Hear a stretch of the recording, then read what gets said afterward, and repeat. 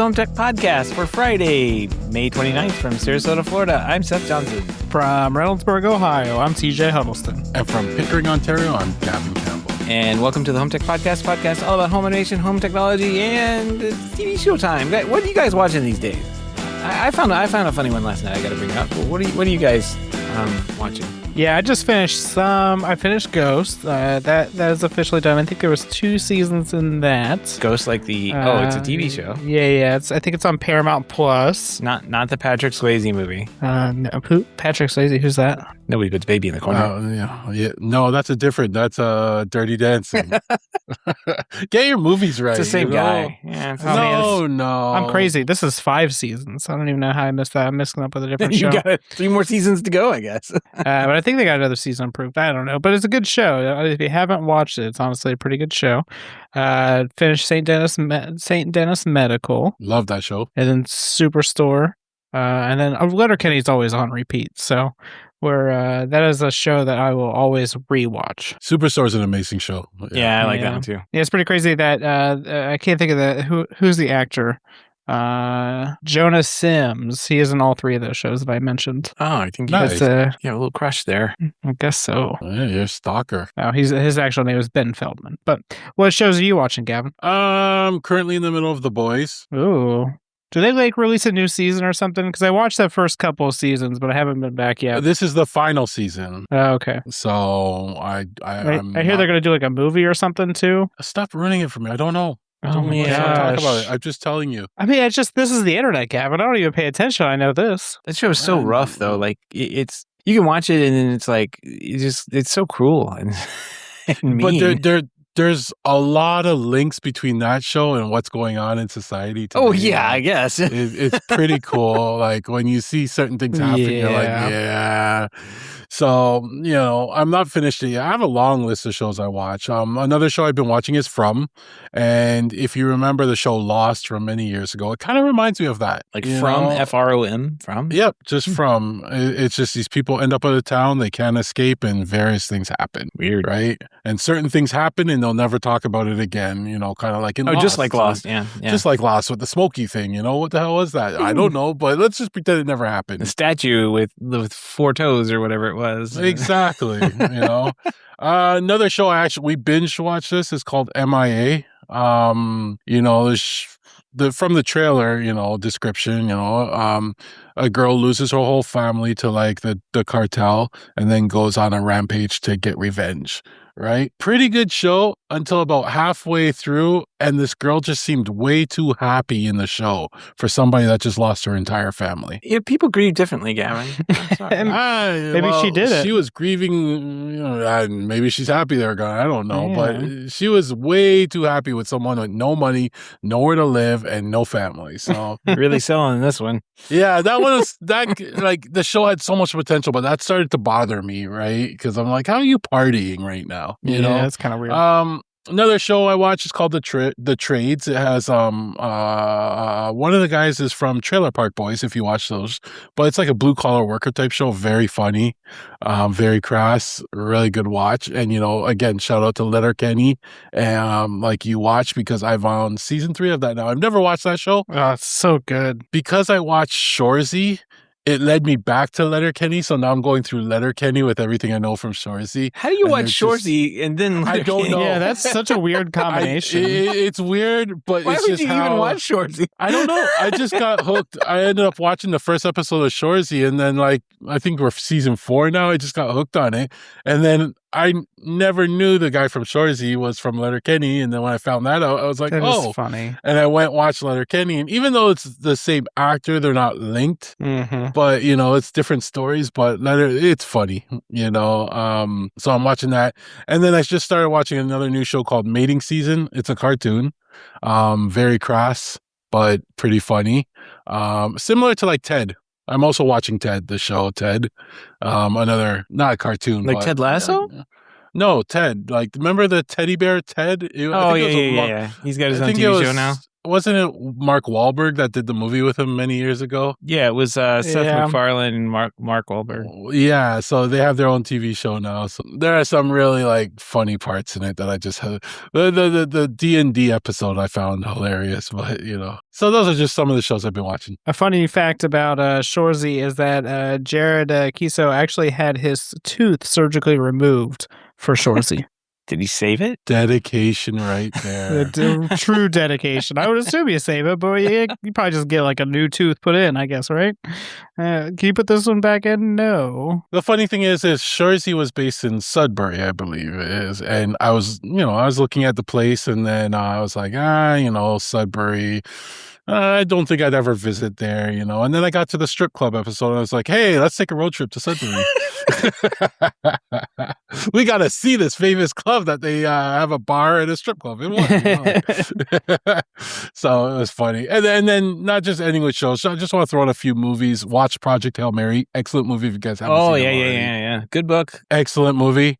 I watched a movie called This Is Not a Test. I think it's Canadian movie. I was watching this movie. And the place looks so depressing that they were in. It's like a zombie movie. I was like, this is such a depressing place. And then I had to look up where it was filmed. And it was filmed in Hamilton. Yeah, there you go. So, That's really depressing. They chose the perfect location for it.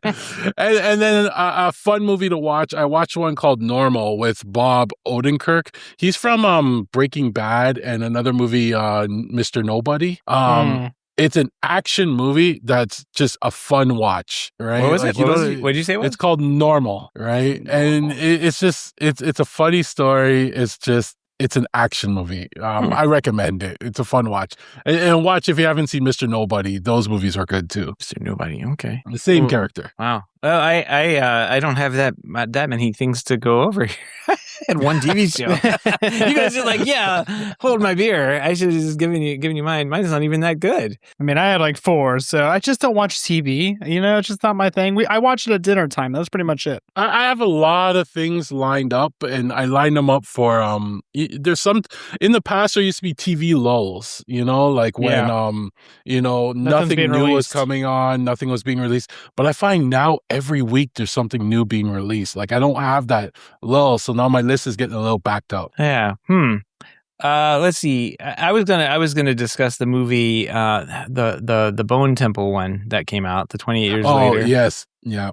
There's going to be a third one. So that one was good. We have a bunch of like old, not old horror movies kind of saved up from like Halloween time, and we never finished watching them. And one of them was also another Bone movie, Queen of Bones, which was not. I mean, it was okay. It was a good movie. Horror? It was I would qualify it as a drama. It seems like there was going to be a lot more to it. It's got Martin Freeman. He's a pretty famous actor in there. It's some interesting things that happen in it, but it's not a scary movie at all. So we were like, when is it going to be scary? And then it just ended. And there's all these like magical things that were happening. Kind of like Lost, like what you were talking about. As you get to the end of it, and you're like, wait a minute, what just happened here? Are we done? So can't recommend that one. But I can recommend this fun little horror show, I guess, called Widow's Bay over on Apple TV. Yes, that's in my list. Just happened. I put a trailer in there for you guys to watch, and it's got Stephen Root in it, who is always a favorite. He's the guy from Office Space with the staple gun, so you recognize him that way. But he's hilarious. It's not. He's one of the townspeople that is kind of like foiling the mayor here in this town called Widow's Bay.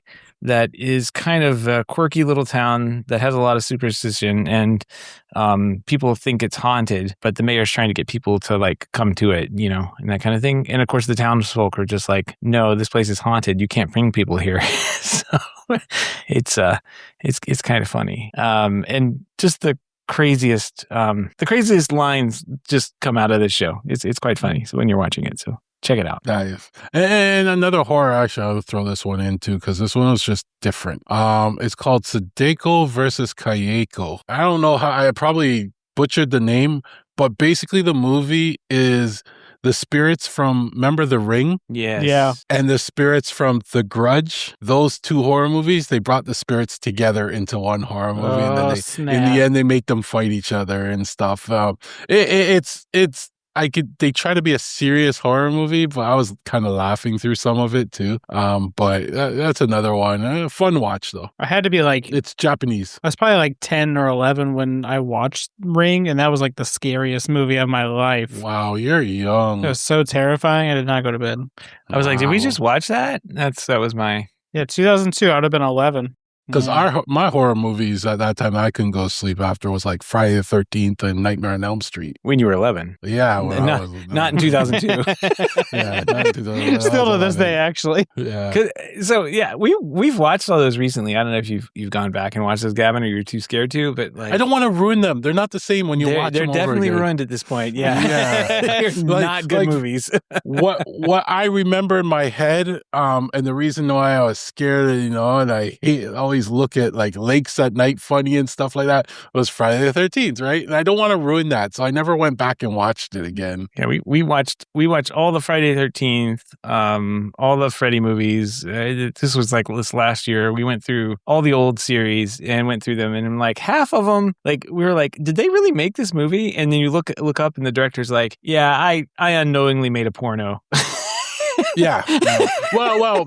He's like, there's anytime a so much that girl- we had to leave like on the cutting room floor for Yeah. this one. In those movies, a known thing. Like anytime there was a girl naked, she was gonna die. Yep. Right? Yep. It was a known thing. Yep. But you didn't let your daughter watch those movies, did you? No. Or is it just- No, it was Oh, just okay. it's my wife and I. We were just going through and trying to catch up on like the old movies. I think we've seen it, over time or whatever. And we're like, no, let's just watch them all at once. Boy, that was a mistake. Like they're just by the time you're at like Friday the 13th. 23 or whatever it is, you're just like, all right, can we end this? So yeah, don't do that. I wouldn't recommend. Generally the first couple movies are okay, maybe one or two, but when they start having three, those old franchise, here's what they did. They're like, 3, guess what we can do? We can put a D after that and make a 3D movie out of it. And it's awful. So you get like the stick like waving around in front of the camera. It's like, oh, come on. What are you doing? Plenty of jump scares, but yeah. It was, I think right now, like the movies we have, they're scarier and far more gory than. Yeah, a lot of things are more gory. I always find like the memory you have watching that movie is so different, and it gets ruined if you rewatch it. Like I was just browsing the channels the other day and came across Weird Science. You remember that movie? Oh yeah. Yeah. The effects and stuff. It just ruined the memory for me right there. Yeah. Yeah, speaking of scary things, do you ever watch Courage the Cowardly Dog on I think it's a I'm TJ, probably this too old this for isn't that. quite in the same genre. I don't think. I mean, this is Adult Swim, so Oh no! I don't think I've seen Yeah. that then. that was another terrifying show from my childhood. Yeah, but your childhood's like our teenagehood, Yeah, our adulthood, pretty much. yeah, but you would. I mean, I still watch Adult Swim as an adult, so Yeah. some good shows on there. I'm trying to remember the name of it. I'm actually having to look this up with AI because I can't remember the name of the stupid movie. Yes. So you're not okay. using Google search, you're using AI No, search? I used actual AI for this. I burned up some whale water for this. So last year we watched this movie called Skinamarink. Have you seen this thing? It's a Canadian experimental horror film. Okay, so this is from Canada. This is the most effed up movie I've ever seen in my life. Of course, it's from Canada. Oh my gosh. All right, so set in 1995, the film follows 2 young siblings, Kevin and Kaylee, who wake in the night to find their father gone and the doors, windows, and everyday objects in their house slowly vanishing. And it's terrifying. Like you're just watching this show and there's strange voices and the home like suddenly turns upside down. The kids are walking on the ceiling. Don't watch this one. Skinamarink. I would say that is something you want to avoid because it was freaky and we got about halfway through it. I'm like, we go ahead and the stop trailer watching this one. trailer looks weird, but added it to my movie list. You know. It looks like one of those handheld cam type movies. It had a budget. It says here it has a budget of $15,000, and I believe it. Yeah, that looks like $15,000 of budget. What a mind mess of a movie! Like it'll mess you up. That one, do not see. Do not watch that one. No. Do you remember Blair Witch Project? Yep, I do. The first one. TJ, did you ever watch that one? I don't think so. No, That would have been before its time. I I'm think it not a was scary 98, movie. 99, I'm not like a something scary movie person, so not my thing. No. Nicole's thing though. She loves all of that. Well, don't let her watch Skinamarink. She'll just sit in the She's corner. probably already watched it, to be honest. Are you saying don't watch it because it's going to scare you, or are you saying don't watch it because it's bad? It's I don't know. It's an unconventional movie. I will give them that. They really thought outside the box when they made it, because it is shot with literally no script that I can tell of, and it's just following these little kids playing in their house and weird things happening to them, and like the premise is like some kind of ghost has trapped them in this house for their lives or whatever. So it's messed up. It's just a messed up movie. So I'll have to report back on this one. Go Canada. Yeah, go Canada. It won all sorts of awards, and we were like, oh, we got to check this out. And It's on Prime Video, AMC, and Tubi. It's a hard watch because it's also just basically like black and white cameras, the night vision cameras that like are stuck up in this house that you're watching things happen from, and it's hard to make out what they are, and there's these weird sounds and everything. So yeah, It's only got 4 actors and a voice, a narrator. yeah. It's kind of like that. It sounds like that. What's that movie that was very popular? It was a scary movie, like monsters come in and destroying you and stuff, but it was all shot like point of view. It was like some dude with like a camera running like throughout the whole city and stuff like that. Oh man, it's terribly made, but reminds me of that with the terrible camera. I can ask AI. Yeah, no, it definitely has terrible camera work in this one. I mean, there's no camera work in this one. It's just a Ring camera stuck up in the corner of a house or something. Shot on an iPhone. I don't think it was shot on an iPhone. You got a better picture out of it. It was shot with Wise cameras or Blink cameras. Yeah, maybe worse, with like Vaseline or something written on the screen. Like, yeah, because it's you don't get a good picture out of it. Like it's just a weird movie. I did go see the Grogu movie this weekend though. That was that was a big push. We had my daughter sit down and forced her to watch all of The Mandalorian, right? So like he's like, you have to watch all this, and of course halfway through we're like, oh wait, she's got to watch Book of Boba too. So she had to watch the Boba Fett one, and then and then go back to The Mandalorian and finish it off. So she watched all that, and she knew all the lore going into the movie. And we went and saw it. It's pretty good. That's a great way to keep your daughter busy for many hours. Just say, hey, we're going to go watch a movie, but you have to watch 7 seasons of something first. The idea is that like, if you're good, we can watch these things. And by May, you will have a movie that you can watch that you really want to see with Baby Yoda in it. And the first part of that didn't happen. So it was kind of like a full court press to get like all the movies in this last week. At least school's over and there's nothing else to do. So she finished it off. And man, I got to tell you, the Mandalorian series is a great series, especially if you like Western movies. It is straight out of every Western genre that they have is pulled into that, and they did an amazing job on that series. I just blown away by some of those. And this movie that they came out with here, I mean, it goes a little bit further, but less of a Western, more of an action film. And then the music though, the music in this one was really good. I really enjoyed the music in this one, so I would recommend. Go check it out, Mandalorian. See, I got 2 more things in. Skinamarink and Mandalorian Grogu. Mandalorian. Anyway, that's enough about TVs and movies and stuff, though. We have a couple of stories tonight, so what do you guys say we jump in? Let's do it. Well, if you're going to use AI to make your images, make sure that you just check what books your AI has been reading. Because if you're Govee, your AI has been reading white supremacy literature. Why do all the bots always end up racist? Now, we discussed this racist thing the other day. We discovered that racists live in nice places, right? I think that's what we figured out. And the Govee houses are all nicely decorated and everything. And clearly, they're racist.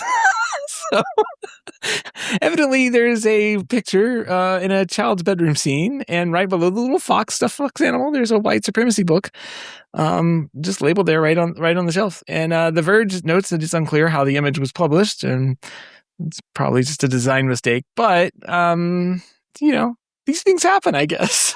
It makes sense because I've been wondering who buys all these ugly Govee products because they have a lot of ugly products. Now we know. Yeah, I mean that totally makes sense. I don't hang out with those people, so I don't ever see these products. Oh man, well, that's actually good news for me. Govee has removed the image and replaced it with something else. The book appears to be real and resembles The State of White Supremacy, Racism, Governance, and the United States, a collection of essays. So the part that nobody talks about here is there's two of them. They like the book so much they bought it twice. They gotta have two of them, yeah. Yeah. A backup white supremacy book. Yeah. This is an AI generated thing. I don't know why they came out with. Well, I mean, AI is clearly trained on racism. Sure, it is, Seth. Sure, it's AI. Yeah, that's what everybody's going to start saying now. I don't know what happened. It was AI. Well, I mean, that's what everybody's saying right now. My daughter's even saying it now. She got a sticker and she's like, oh, that's AI. I'm like, Rosie, literally not everything is AI right now. There's still some art out there. I just don't get it, though. This photo that they're using, it's an AI photo for their product. Why don't they have real photos of their product? Because they don't. That's what it's come down to, is that we're looking at AI. They're better than the mock-up photos we've been seeing on other products where the device looks so big on a door or something like that. But yeah, it's getting ridiculous. Show us a picture of your actual product, not some AI generated one. No, well, I will say some of them are AI generated. They're definitely rendered. I'll give them that. They probably have all of this stuff as all these objects and homes and things are rendered in some kind of 3D space. And they can definitely zoom in and have read that it says, white supremacy next to the kid's alarm clock. The bookshelf there. But whether they did or not, I'm not sure. Or whether it was an Easter egg somebody stuck in, I don't know. But they said it was sourced from an undisclosed third-party licensed library. Yeah. Why do you have to source these? Do your own photos. Well, you have, yeah. I mean, that's the thing. Is you sourced all these models, right? It's a 3D model or whatever, and somebody snuck in a racist book or something, and there it found its way. Oh, we just need a blue book for the kid's bedroom. Let's use, what is the other one? Another art book, and then written backwards. Yeah. So clearly they didn't look at any of this when they rendered it out. So, well, yeah. We'll put a link to the story. You can go look at it. It is pretty crazy that somebody noticed it, though, because I can't say I've ever looked at the books on the really zoom in on any kind of images as I come across them. But yeah, you have to zoom in pretty far to even just see white. I can barely see white on there. You get a high res monitor and zoom in enhance, and then it pops out. The 8K monitor for that. Mm-hmm. Yeah. Well, let's move on here to talk about not racist lighting product. Your favorite social media is making a light product. Is this? Yeah. No, this isn't LinkedIn. I thought it was LinkedIn the first time I saw it. I was like, why is LinkedIn making a light bulb? This is LinkedIn. I don't know how you pronounce this now that you said that. I don't like it. I hope I ruined it for you. Linkind. Linkind's new smart light sticks features realistic flame effects, and AI Dot has launched the LinkedIn. How do you pronounce this? Thanks, TJ. You really messed us all up. Anyway, it's a Matter-compatible E26 stick bulb designed to simulate a flame-like flicker using multiple controllable zones. It's UV resistance. You can stick it outside. 850 lumens. Has 160 LEDs inside and can do 16 million colors. works over 2.4 gigahertz for your Wi-Fi, Matter ecosystems, and what is this thing? $39 for the Linkind Smart Light Stick, available over on Amazon. And they say it has a realistic flame. It doesn't look like in the photos, but they say it has one. You know, you got me looking in the background of all these photos. I know. It's like, What else is racist here? Yeah, they have a racist flower in the background there. what's on that coffee table right there? What do you think that is? Exactly. One of my neighbors has one of those flickering light bulbs in their front, and it's annoying as hell. It looks like I'm sorry, like we message him all the time saying, "Can you turn off your light?" You know, like it's right? Well, because it flickers, and then you look out the window thinking there's some flashing light out there. It looks more like his light's dying. You know how it flickers because it's dying. Yeah. It looks more like that than a flame, but he loves it. I'm just like, really? So yeah, I have one. I just have one because I think it look like I like the flickering. So you probably hate me, Gavin. But I don't think it looks authentic though. I mean, it's just it's kind of the nature of LEDs though, in my opinion. So, but something different. So good for them. Yeah, something different from Linkind. Sure. All right, let's move on to Canada, a country that doesn't have a racist bone in its body, I don't think. Yeah, 51st state. Bell has introduced an internet backup feature aimed at keeping home connectivity running during outages. It has a cellular backup and an optional power backup. For wireless backup, Bell-compatible systems will automatically switch home internet over to Bell's mobile network during internet disruption, and there's no extra fee. So that's kind of nice, Gavin. Are you a Bell customer? You're going to get on to the 5 TV services and do this? I'm a Bell customer, but this will only work if you have both their TV and their internet packages. And when it does switch over, your TV is not going to work. It's only for basic internet. You're still capped at like 50 gigs, I think, of data. For up to 3 days. There are so many restrictions around it. I think it just uses your cell phone. I think it just transfers everything over your cell phone. Plus, you need to use their wireless router or whatever. Well, that's no fun. I thought it was like a free little backup thing that they're it's just going to use your cell phone data, so you can't use your phone when it all. Well, pretty much. I think your phone will tie into their router, and then it will just flip over to your phone and do some magic to switch you over if your internet goes down. No, I would not be. I'd rather get the UniFi 5G add-on, if anything, more than this. And then, I mean, them also selling power backup. Well, I mean, we're celebrating them selling a UPS. Basically, it'll probably be overpriced or whatever. Well, Gavin, we were just trying to have a happy little story here from Canada, and yay, go Bell. I do have their 5 internet, and I love it. Like, it has never gone down in me at all, and I just jinxed myself. But it's great, so I can't complain. But I haven't switched my phones over to them. So they give you 50 gigabytes up to per Bell line. So you have, a couple lines for up to 3 days. I'll go through that 50 gigs so fast. Well, if you have 2 lines, it's 100 gigs, right? Well, I'll just use up 25 gigs just updating my iOS apps. Don't do that then. You ever look back at your bills to see how much data you transferred? I think I did 11 terabytes in December. Not on your cellular, though. No, that was not on my cellular. That would kill me. Yeah. You don't want to run all that through a cell plan. It'll be gone in like minutes. Yeah. Yeah. Well, either way, I mean, that is not a bad. Getting 50 gigabytes per 50 gigabits per line isn't a bad deal. And then it does switch over to your, like, if you run out, it's going to switch over to whatever you have in your plan. So yeah, it's mainly for emergencies. If you look at it like that, for emergencies, 50 gigs fine. You can get out to your work. You could do some work stuff, or check your emails. You're not going to be streaming. The only bad thing is that I have to figure out a way that if it does switch over, my server doesn't jump on it too, right? Because then that won't even know really that it switched over. It'll just keep going and downloading and uploading, and then that 50 gigs is gone in an hour. Mm-hmm.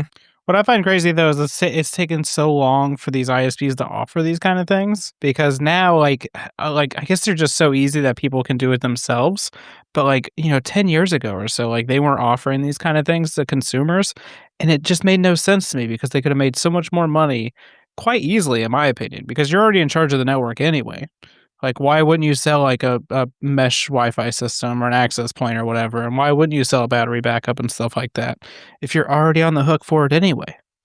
It's like, it's so crazy that it's taken so long for a lot of these ISPs to offer this. And like, the cellular backup is a relatively new thing for a lot of these companies because now they're all like MVNOs and stuff like that. But it's so odd to me that it's taken this long for like people to be like, yeah, here's Eero. Give me $10 a month for it. I don't know. Like, They makes no always- sense. They offer their own pucks. So it looks like Bell and Rogers signs deals with somebody. So Rogers, I don't know who They're they probably the license theirs from. Flume pucks. Because that's what I think They're the Spectrum little round uses. ones, right? You can buy them, but they also charge you a ridiculous amount of money for them. Like it's like $10 a month per puck. You know, like you might as well just buy your own system at that point. It's almost like they don't want to do it. Yeah.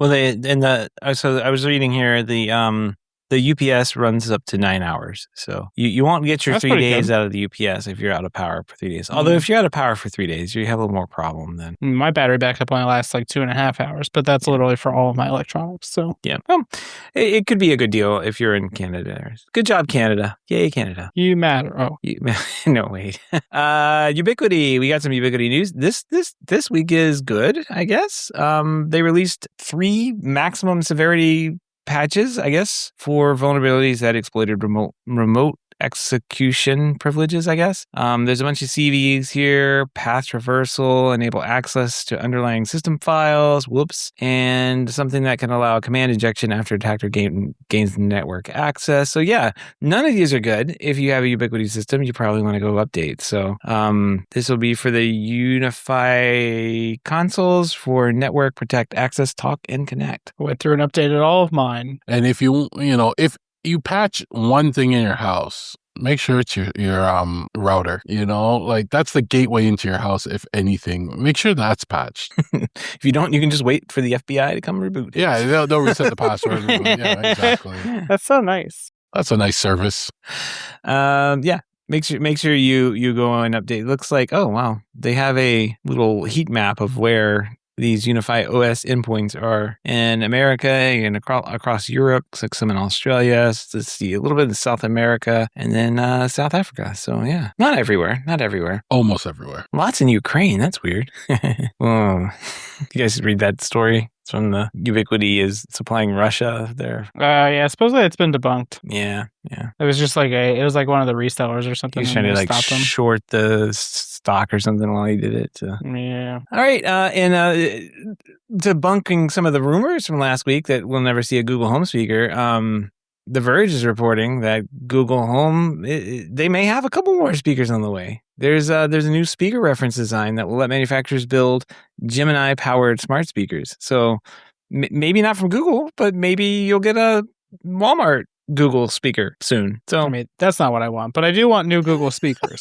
I mean, like at this point, I don't even know why they even have the platform out because they haven't released anything. I mean, they released like that little cam that's in the background of this image, and they released like a Nest audio speaker, I think is what they're calling it now. But it's just like there's nothing that they've released that's like appealing. And meanwhile, Amazon is releasing like 20 new Alexa devices every year. Like, check out all these things. What I don't get is Google people have been saying that for years. I just want this. I just want that. I just want this. And Google never releases or they cancel it. Or why are we still sticking with Google Smart Home stuff? Like, I don't know. I don't want to. Get away from it. I tried to switch to Alexa, but Nicole is not liking it. So why? Why does she not like the A lady? I tried to figure out, but did she try A+? Nope, didn't get there. You gotta try A+. It's different. Yeah, but yeah. So Google gotta release some new speakers so I can buy some new speakers. I mean, I've been wanting to buy new speakers for like 8 years now. Come on, Google. Just kill the division. Like, you don't do anything with them at this point. Yeah, don't tempt them. They'll do it. So. I mean, because like the third-party speakers can be nice and everything, but I've bought some of the third-party speakers from like Lenovo and a couple other brands, and like, they're just low quality. They don't like but they're also trying to be like super cheap as well, which I'm fine with for the most part. But why don't you just get prefer to have Sonos? actual like OEM hardware. Google's not on that anymore, so that's true. Well, to be fair, my Amazon's, you only get the basic Amazon on it now anyway. So I've decoupled my A lady from that. And I just have a separate speaker in the rooms now. But she is also smart enough that when you call her out, she lowers the volume of the other speaker in the room to listen to you. So that's pretty cool. That's nice. That's nice for her to do that. Yeah, she's thoughtful like Thoughtful, yeah. that. It would be nice if I told her to play a song and she played on the speaker that's in that room too. But no, you can't have it all. Maybe you want to go to the bathroom to listen to the song. Well, no, I say play this song. I expect her to send it out through the speaker that she mutes so that, she can hear me. But no, she'll play it through her speaker. Oh, yeah. Which I'm just like, why didn't you pass that off too? There's another speaker in the room and it's better than you. Just pass the thing off. Well, we'll see. We'll see if there's any Google. I mean, it sounds like if they're like releasing, this is how you design speakers. It sounds like they may not be designing speakers for this platform anymore. So maybe you can go to Walmart soon and pick up an on Google speaker or something. That'll be if nice. anybody does it, definitely will be Google. Yeah. Well, all the links and topics we discussed tonight can be found over in our show notes at HomeTech.fm/576. Nothing in the mailbag this week, but we do have a pick of the week, and this one is not a pick. This is like that movie. We just don't look at this. This is so bad. Who did this and how? This is over on TV Too High, the Reddit. Someone installed a TV too high above a fireplace, as usual, but they did not install it center on the fireplace at all. No, it's like all the way over to the right. It's not even aligned with the edge of the fireplace. It's like sticking over to the side of the fireplace. And what makes me laugh about this too is like the cords come down into the fireplace itself. Like what is going on here? Well, there's like a sound bar on the floor. There's also like four. Yeah, there's a sound bar down there, and I think it looks like a Blu-ray or cable box. I really can't tell. Oh my gosh, there's even a second picture. It's even worse. But I really don't understand too. Is like there's 4 vents on the wall. What are the vents for? I thought those were speakers. I don't think so. They could be. I guess they could. Surround sound. Oh man! As bad as this is, like that they could think that's surround sound. It surrounds the fireplace. That's right. Yeah, whoever approved this and whoever did this, actually, whoever approved this, I think should be taken out back. Yeah, this is awful. Because this is probably like a homeowner wanted this. They're like, nope, I want it over here. I get stupid requests all the time. You see, the door to outside is like right there. So they probably did that so they could just tilt it and can watch it from outside. Maybe they can see it from the pool. Doesn't make any sense. Yeah. Who cares how it looks on the wall? I can see this from the pool. Who cares if it looks nice in the house? Man. Yeah, there's so many questions here, TJ. You're right. Like, what are the vents? They don't look like vents. They look like the new tone intercoms that you find throughout the house. This reminds me of, was it a Reddit thread or was it in the Slack channel? I think it was a Reddit thread as well. Somebody found like a hidden trapdoor that had like a TV in it, like in their patio, but like they lived there for like 5 years or something. And they're like, I've always wondered what that is. And I'm like, how do you wonder what that is for so long and you never open it? Are you able to zoom in on that yellow tag that's on top of them? They're different vents too. The ones on the left are different from the ones on the right. White supremacy. Oh. I don't know, Gavin. I don't think I'm going to zoom in on any more pictures. I know. You got me zooming in on reflections and stuff now. Oh, man. The comments are great in this Reddit thread as well. They're always fantastic in the TV Too High ones. Too good. All right. Well, this one is unique. Leave it to that. If you have any feedback, questions, ideas for the show, or picks of the week, give us a shout. Our email address is feedback@hometech.fm, or you can head on over to hometech.fm/feedback and fill out the online form. All right, project updates. But first, we have a open display is going to be making its way over into maybe Home Assistant. What is this about? This sounds interesting. The open displays are those e-paper things. Yeah, e-paper displays. So now they're going to be making it easier for you to create one and integrate it into Home Assistant. Oh, I can put graphs on the e-paper. That'll be fun. Yeah. Ooh. PowerPoint presentations, whatever you want. Whatever you want, yeah. Yeah. It says Seed Studio is already on board with a reference hardware to get started. So that's nice. I like Seed Studio. To go check this out and see what we can some e-paper stuff we can get. I've been looking at those little, I don't know, small like 7-inch e-paper screen things as like a little status board, somewhere. I actually just threw one away as part of my projects. was cleaning out the garage this week, and I ran across some stuff I bought, I don't know, more than about 10 years ago.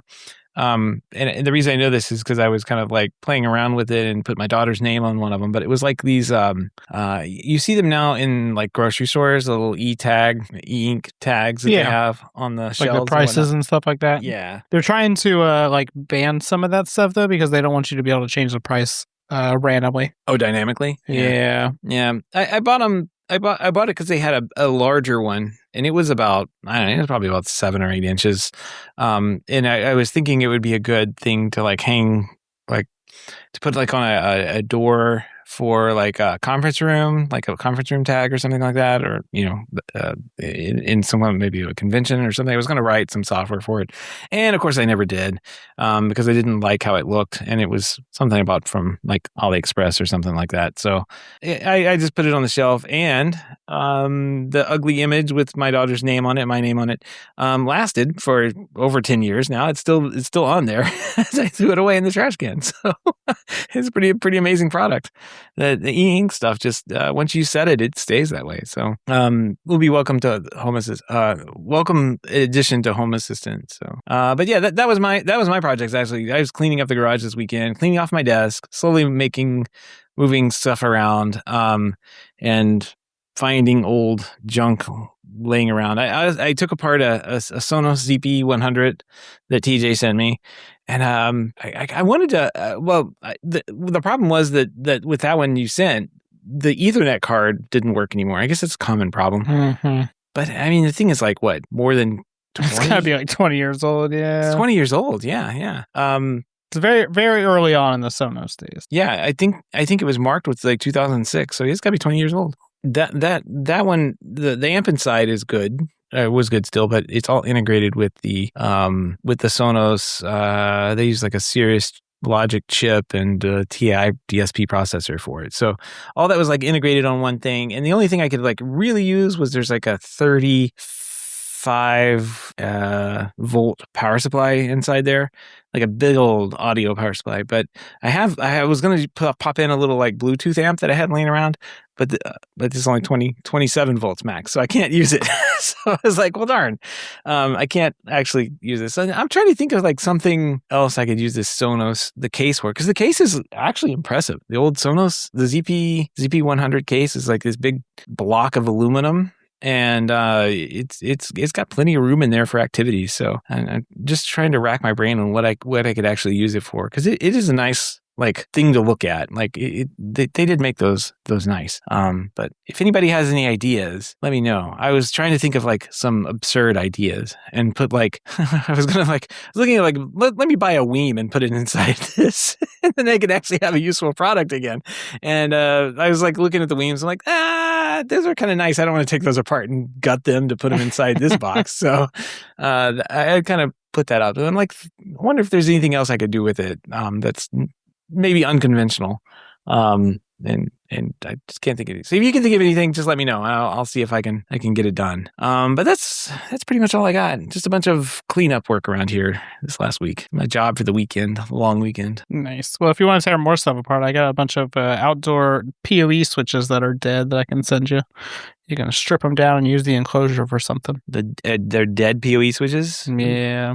They're like the fancy ones I sent you a link to. Oh, yeah. They're like $1 billion each. They're so expensive. Very nice, though. You just put a, what was the little flex, the little UniFi flex in that thing. It's $100. Call it a day. I mean, I think they basically have the same PoE power support, so yeah, wouldn't be too far off. Yeah, that put a couple of those in. I had to go back last week and wrap up on that job from 2024. One of the last things I was doing was getting a gate camera that was kind of not working for the past, I don't know, for a while. So long that they had taken out the gate. So there was just a camera sitting there.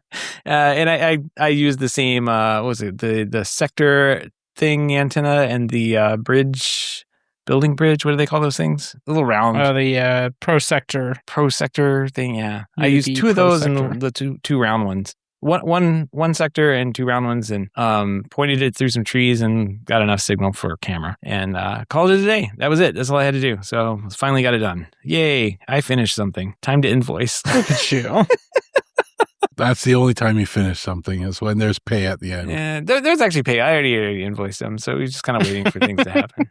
He's one of those contractors that already got paid. He just took another 5 years to actually complete it. Pretty much. Yep, pretty much. Yeah, I'll be there next Tuesday. Yeah, all done. 5 weeks later. Don't let anything break between now and then. Next Tuesday, it was like, there's I'll be out of town. There's a holiday. I don't think I'm going to get there till May. So here we are. They're all wrapped up. They're happy. So there we go. TJ, what you been up to? Oh, man, I've been doing all kinds of projects while Gavin still hasn't completed his projects. I've installed a whole new floor for my 3 seasons room, or what we call our den. So I've installed a floor and a door. And Gavin still hasn't fixed his door yet. You've rebuilt your house at least 3 times. I mean, I might have like a new deck by the time he actually gets his door fixed. And I got people coming over in a couple weeks, so there's plenty of time, TJ. You need a new roof. No, the roof's good.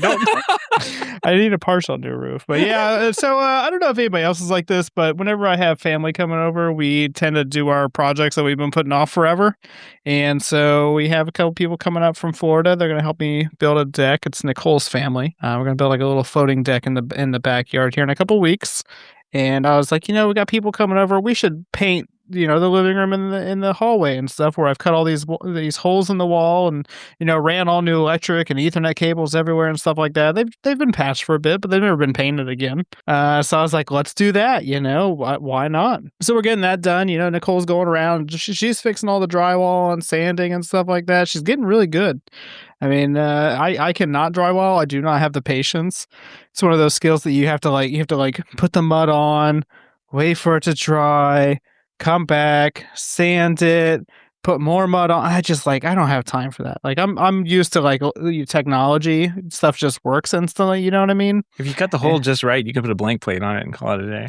Yeah, but then my house would just be all blank plates everywhere. It wouldn't look good at all. And so Nicole's going around. She's fixing it all. We got some paints picked out. We typically cheap out on the paint, but I went to Sherwin-Williams this time. I hear they have some nice paint. So been buying my paint from Menards, and it is very low quality and kind of just falls off instantly. So looking forward to trying that out. But the other project that I got done this weekend is I installed some new LVP or vinyl flooring in my 3 seasons room. So this is a room that I've been slowly fixing up. Like last year we did, we insulated it and I drywalled it and got it all painted. Bit of TV in there. You did a bunch of work in there. Put TV. I went to go do the roof, but the roof there actually does need to be replaced. It's like one of those flat like rubber roofs. Mm-hmm. So I'm gonna try to do that like this fall. But I was like, we had this like nasty blue carpet in there. So this past weekend, I was like, let's go ahead and just install the flooring in there. So I went to one of those discount home stores, that always has like building supplies for cheap or whatever they have. And it's always ran by like Russian people. So I'm pretty sure it's all like mobsters or something like that. And like beating people up and stealing semis. I don't know. I don't ask questions. You know what I mean? But they have some really good quality stuff there. Just fell off a truck. That's right. And I went and bought flooring. It was like $200. It's like a 10 by 16 room. So it wasn't that expensive. $200. I had to buy some new subfloor, and I bought a Canadian product, so that was pretty cool. Put that in my stolen from Canada. Probably. It wasn't sticky. I was very surprised. I was kind of worried about that being covered in maple syrup or something. But I installed that. It's supposed to make the the LVP I bought has some kind of like backer on there, and they're like, you can install it, on cement. That's fine. But I wanted to add some like insulation value. Because in the wintertime, it's a concrete slab. That floor is extremely cold.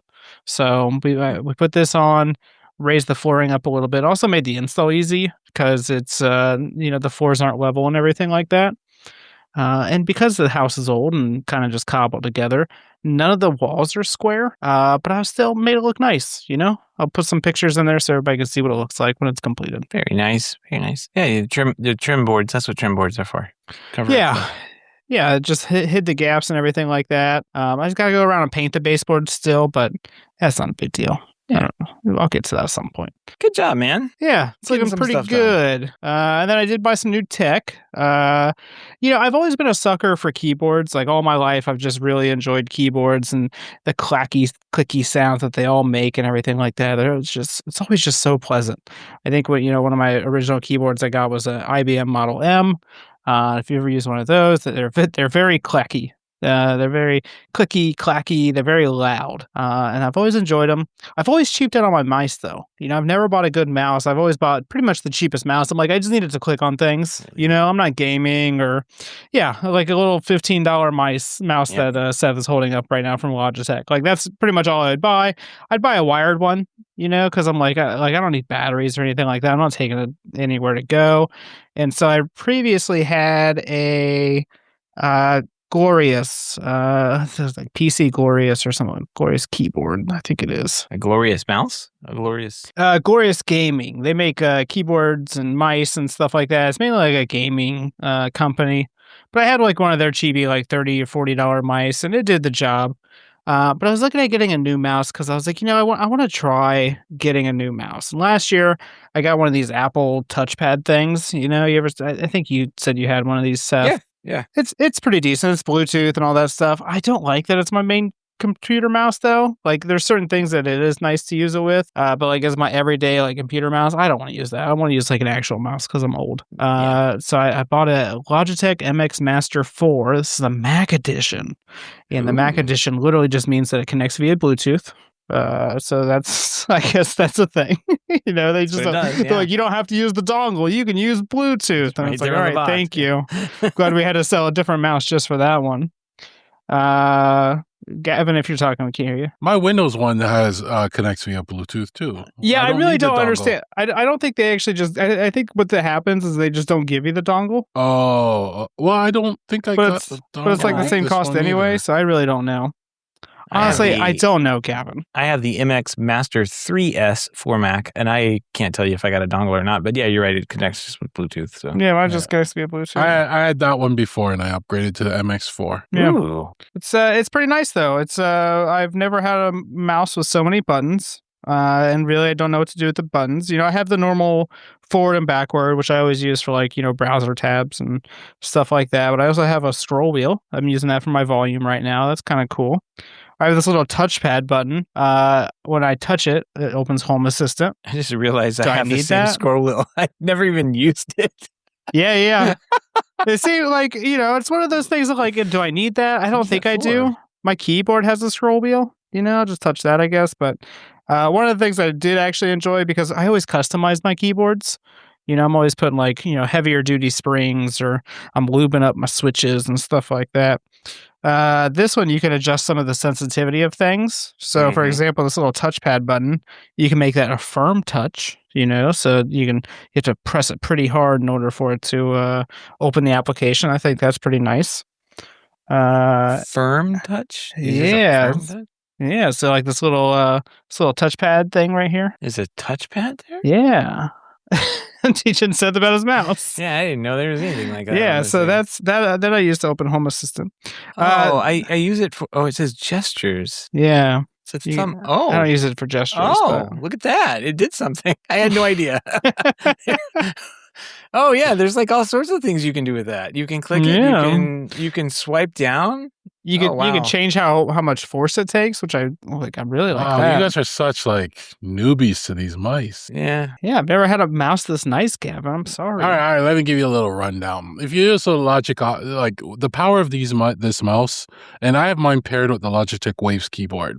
The power of them is when you're using multiple PCs. So if you have like 3 PCs set up, you could switch between channels, and you can map any of your buttons to auto switch between the computers for you. Because the annoying part with these mice is you have to flip it upside down if you want to manually flip it. So you can map a button so that you could say, when I press this button, it goes to this PC, which is really nice. In their latest version of the Logi Options software, they added support for, on the keyboards, they have you could choose the channel.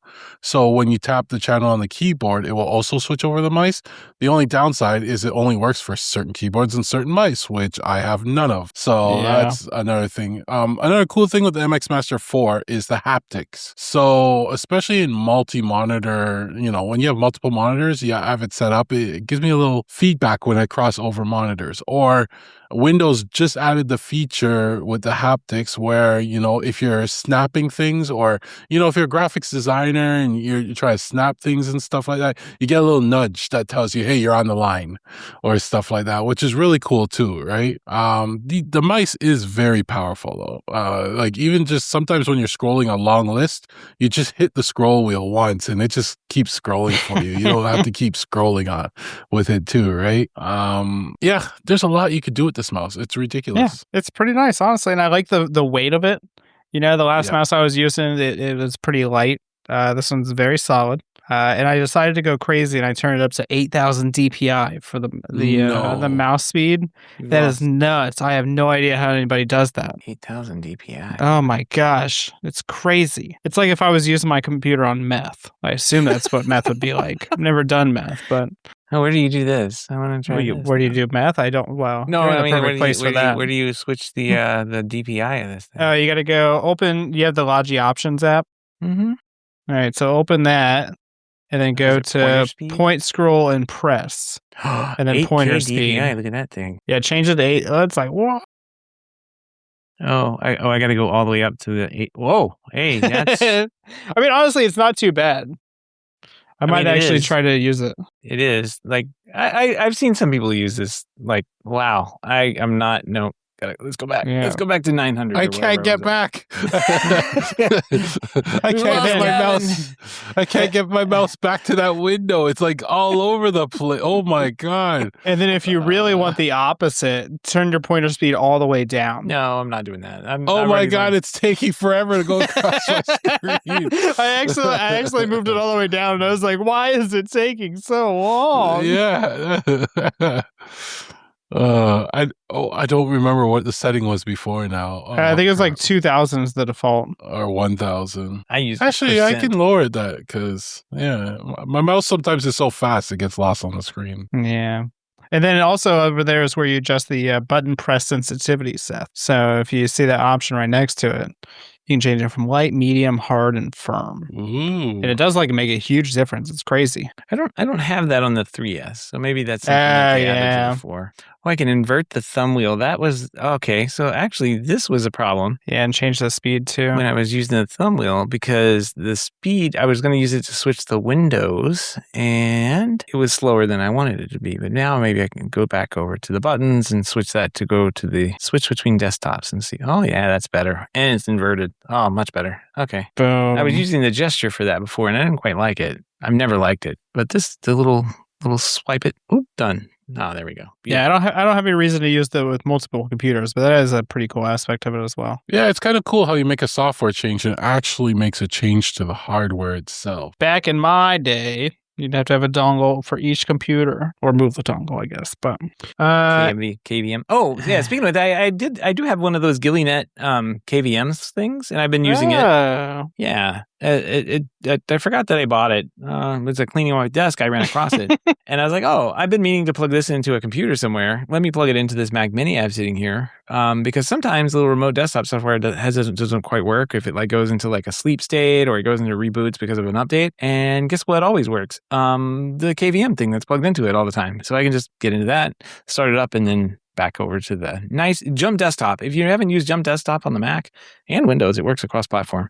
They have a really nice remote desktop app. Can't recommend that one high enough. That's pretty cool. Yeah. And then my last technology piece this week, I requested and received from Anker this 14-in-1 docking station. This is, I think it's mainly meant to be used with a laptop, but I'm actually using it with my Mac Mini because it makes a very powerful dock that I can use for pretty much anything. And I can route all my stuff to it. So I really like my Mac Mini, but it's awful because it doesn't have that many ports. The newest version has solved that a little bit because they basically just gave you 3 or 6, or maybe 5 or 6 USB-C ports, whereas the previous one only had like 2 USB-C ports plus like 1 USB-A or something like that. There's not that many ports on it. And finding a good dock is very difficult. That's not like $1 billion. This dock is pretty nice because it has 2 HDMI ports and a display port, so I can actually route all my video through it. And it's got, 3 USB or 2 USB-A ports, and then multiple USB-C ports. So this thing has been fantastic. I really like it, and I use it to charge my phone as well. So not probably using it how it's intended, but I am using it with my Mac still. So, and it's got this nice little scroll wheel on the side as well. I don't know what I can do with it, but it's there. Scroll wheel on the Anchor? Yeah, on the dock. Oh, it's got a display. Obviously, I mean everything has a display these days. I think I've used it for volume. So it can tell me how fast stuff is charging and all that stuff. Yeah. I just found that I could make a laser with my mouse. How do you make a laser? One thing I do is I have a laser. I have my iPhone on channel 2, so when I switch to channel 2, I can use my mouse and keyboard with my iPhone in front of me. That's a good idea. And I type in and do whatever there. The iPads, iPhones, they have really, really nice like mouse support now. Especially iPads, the keyboard mouse. It really works well, and that you can actually the Jump Desktop app you can use that to do remote desktop from an iPad or something, and the mouse and keyboard will work as intended, as you think it should, which is kind of nice too. So you can run everything from an iPad if you wanted. That's all for my projects. What you got going on, Gavin? Did you get your door fixed yet? You can mute it. Can't get that fixed. Well, on that note, so I think we're at like level 3 drywall repair support now. It's that bad, huh? Yeah, so my neighbor was supposed to come over and show me 3 times how to repair drywall. But he said, no, I don't feel like doing it. So he called up another buddy of ours who's a master drywaller, and apparently he's supposed to come this week and just do it quickly for me. So it should be done. I will see if if he passes it off to anybody, sends one of the guys working under him or something like that. We'll see. It will get done eventually. I have high hopes for it this summer sometime. So yeah, that's the update on that. Keep in mind, I just wanted to mention Unraid release 727. And again, we've harped on it. A lot of important security fixes in this. So just update your Unraid. Just keep it up to date. I actually upgraded to 730 this week. Everything looks the same, ran the same. Upgrade was smooth. I mean, it's easier to upgrade when you're already on the latest versions too. So don't slack too far behind, because then it's a much bigger jump. But other than that, I've been working on getting my boating license. Got a fun little trip coming up in the fall. But I need my boating license for that. So, you gotta do these online courses and blah, blah, blah. That's keeping me busy right now. It's tough. You're going to be Captain Gavin now that I think about this. Captain Gavin. All I can say is if I'm captain, I am not going down with the boat. Every man, woman for themselves. I'm sorry. If the boat is going down, I will be in the water yelling at you to let you know, right? The boat's going down. I'm already off, like if you could swim over to this, our safety boat, all for it. Get the life jacket on, the only life jacket. I'll hang around, I'll yell words of encouragement like "hurry up" and "shark." You'll do your due diligence and make sure that everybody's aware of the problem. Yeah, exactly. But I'm going to be the first person the shark attacks anyway. Like I'm the first person mosquitoes Are you going to a attacked. lake, or are you going into like the actual ocean? Where are you heading? I don't care. All I know is that I run faster than my wife. So if we get chased by bears, or if we get chased by Jason Voorhees or anybody from that lake, I can run faster than her. And that was I tested that on the weekend. I could still run faster than her. So, it's an important thing. Don't be the slowest one in your group when you go camping for a reason. No. That makes sense. Yeah. And when you're running from bears, run downhill and zigzag. That's the other thing. But, Downhill? That sounds awful. Well, I don't 100% know. I was told to run downhill because they have shorter front legs. It's harder for them to go downhill, so you can beat them downhill. But they climb trees too, so don't think you can climb up What kind tree. of bears? Because usually for bears, at least in our area, we're always told to make yourself bigger or make a lot of noise, and they run away. Like polar bears don't, but like other bears do. I've chased a bear off personally before. My instinct when I see a bear is to scream trip the closest person to me and run. That's my instinct. So I mean, I imagine you do scream like a little girl though when you see a bear. Probably, yeah. I don't care because I'm the fastest. I'm not the slowest one there. You know, that's the important thing to me. I don't care what anybody says. Yeah, make yourself big. I'm not sitting there taking my chances by making myself big or crawling into a ball or doing crawling into. Who says crawl into a ball? Some people say play dead. You know, like I'm just like, nah, he's gonna see me breathing or something. I just bear take can my play chances. with you that way. Yeah. I'll trip someone and say play dead as I run away. Hey, you just gotta chase them off. That's what I do. Yeah. I'll fight a bear. We have all types of bears. Yeah. We have white bears, black bears, brown bears, and they have rules for each of them.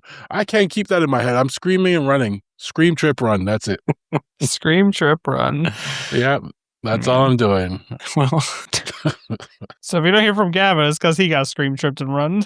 That's in the fall, so we have lots of time to finish other stuff up before I go. Okay, good. Nice. Scream, trip, run. I mean, maybe the drywall will be fixed by then. If not, then, you know, I may not come back. Rose will have a chain with like a brick on the boat. It's like, what's that? I don't know. Hey, she's already accepted the fact that I'm a scaredy cat. Like, they're like, I don't deny it. You know, we went to escape rooms, haunted escape rooms, and I've pushed her into the room, you know, and then called out to her, "Are you okay?" And she's like, "Yes, you can come in here. It's Coast not as clear. bad as you think."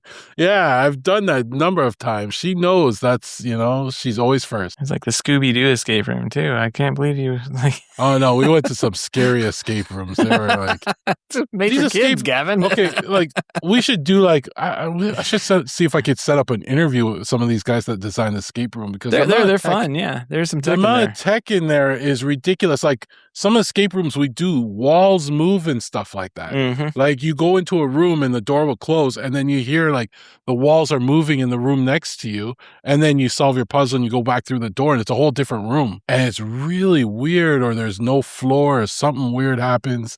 You know, one we went in, you go into an elevator and the door closes and then the elevator doesn't move, like it's just the effects and everything, but then the door opened and all of a sudden it was all different, right? You're like, where the hell did all the walls go? Like there's some tech they have in there. It's really cool. Yeah, that sounds fun. Scream, trip, run. Scream, trip, run. There you go. We can't run in an escape room. I mean, that's not how you escape. So. I cowered into a corner once. I'm not ashamed to say it. It was a scary escape room. Oh, man. Oh. There you go. I think that's gonna wrap up this. We probably should. On that note, I'm gonna scream, trip, and run. Scream, trip, run. I think is the name of the show.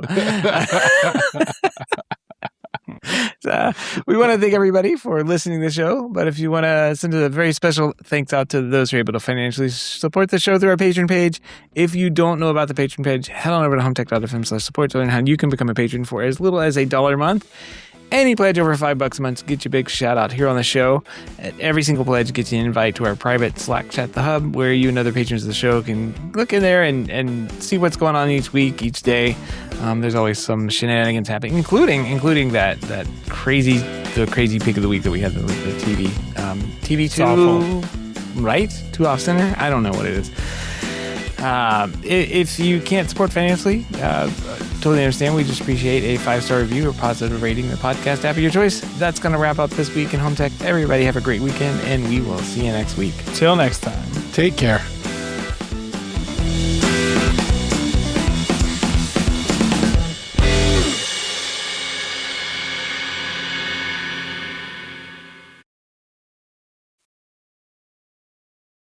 Scream, trip, run.